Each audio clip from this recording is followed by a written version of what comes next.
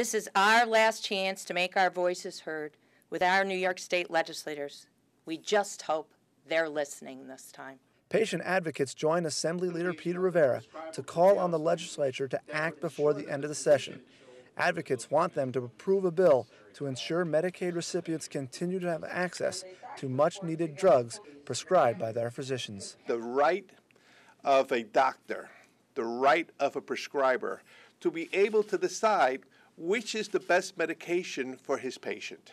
And slowly but surely, this has been eroded. The current state budget changed existing Medicaid rules on which healthcare professionals could have the final say on prescription drug regimens.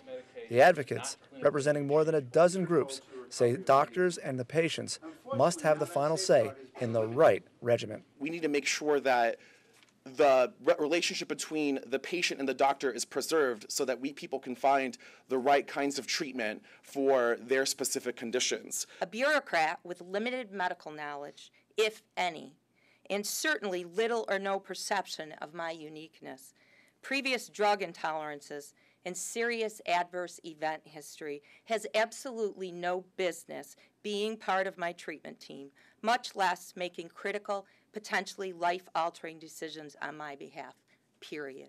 Eventually, everybody needs medication. And if we don't have a choice, and the doctor doesn't have a choice, the patient don't have a choice, then people are not going to be treated. The advocates urge all New Yorkers to contact their representatives to ensure that doctors, and not bureaucrats, have the final say when it comes to their patients' well-being.